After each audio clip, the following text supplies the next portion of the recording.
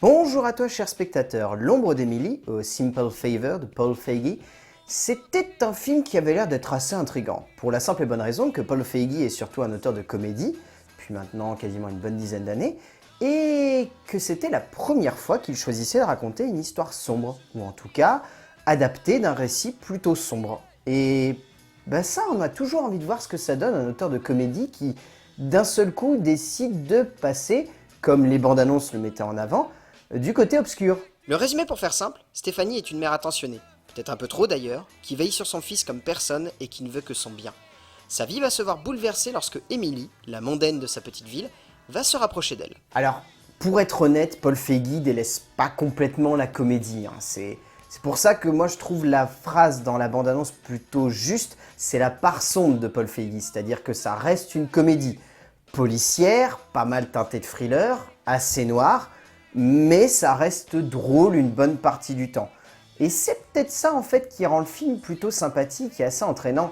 C'est qu'on sent que Paul Feig, il n'a pas voulu simplement limiter son film à une adaptation sombre du bouquin de Darcy Bell. Il a voulu en faire un récit qui lui appartienne réellement et qui sonne comme un peu décalé, par moments drôle, par d'autres moments très sombre, voire glauque, mais que ça reste un récit qui est tout de même une légèreté qui emporte l'entièreté de sa dramaturgie et qui donne la sensation au spectateur de voir un vrai melting pot de tout ce que le cinéaste aime, c'est-à-dire faire rire, mais être sombre, tout en étant léger et parfois dramatique. C'est peut-être ça qui arrive à rendre le film très équilibré, et c'est peut-être ça qui rend cette, on va dire, adaptation assez atypique en un sens dans le cinéma américain aujourd'hui.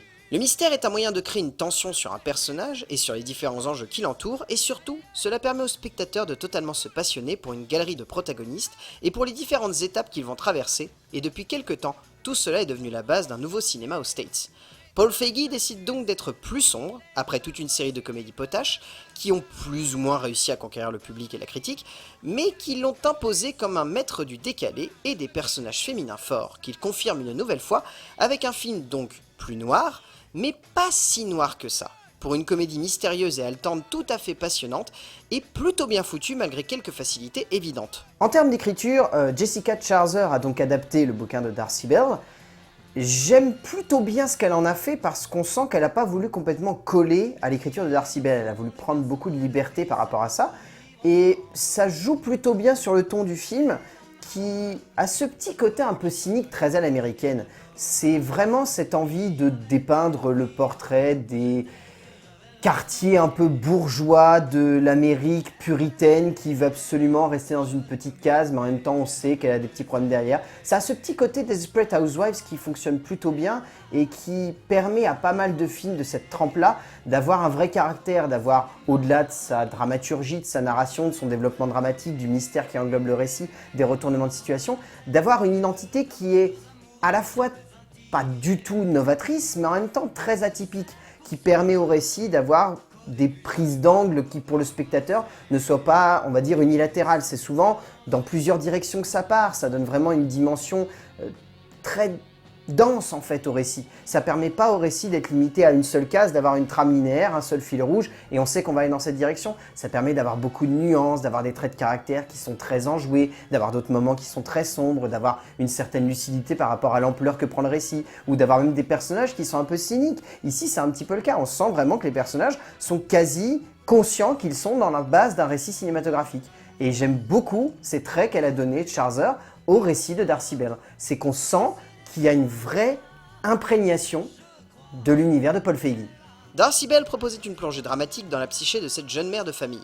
Jessica Chaser se laisse plus donc imprégner de l'univers de Feig et nous offre alors une comédie noire extrêmement savoureuse en termes de dramaturgie et de rebondissement, et c'est cela que l'on veut retenir à la fin du métrage entraînant.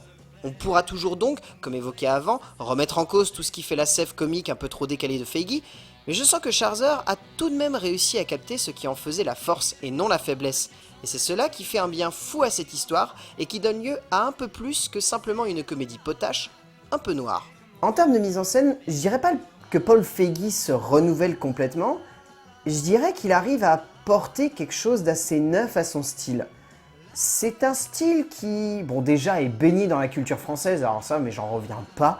On sent qu'il y a un vrai amour d'un espèce de polar romantique à la Alain Corneau qui est présent tout du long du film parce que, bon déjà la bande originale est quasi composée que de titres à la française, la plupart venant des années 60, 70, 80, il y a quelques titres un peu récents comme du Orelsan à la fin qui débarquent comme ça d'ailleurs.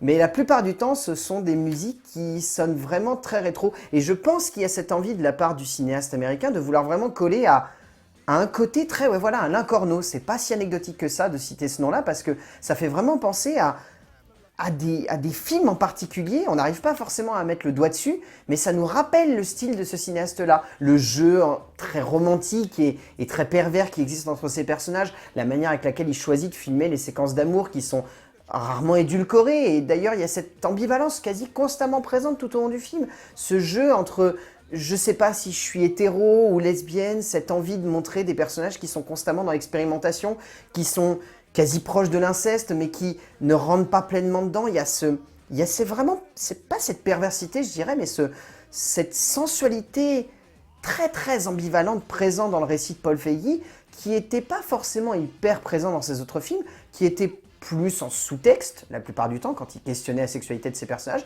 Mais là, on sent qu'il a voulu mettre en avant une de ses thématiques qui étaient les plus chères, c'est-à-dire l'être humain n'est pas condensé à être unilatéral. S'il a envie de faire quelque chose, il le fait. Et si c'est voir l'amour avec une femme plutôt qu'avec un homme, ou voir l'amour avec un homme plutôt qu'avec une femme, et ben ça fait partie de son identité en fait.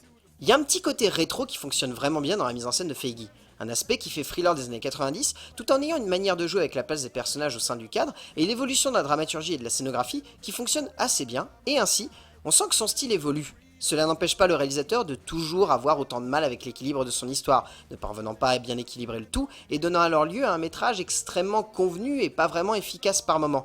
Mais on arrive tout de même à laisser de côté cela, pour un moment de cinéma qui nous embarque totalement dans le récit.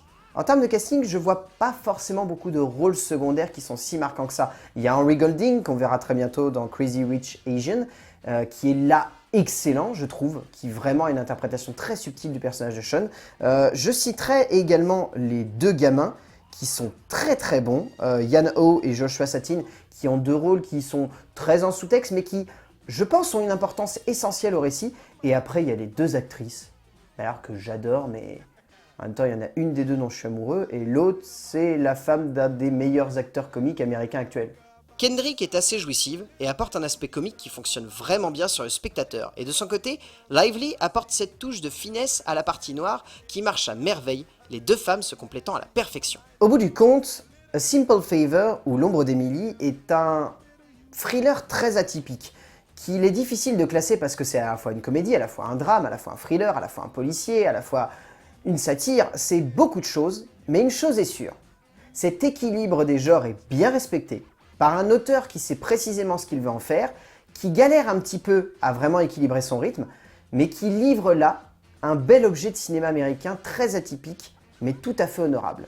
Et rien que pour ça, L'ombre d'Emily de Paul Feig, je vous le conseille de le voir en salle.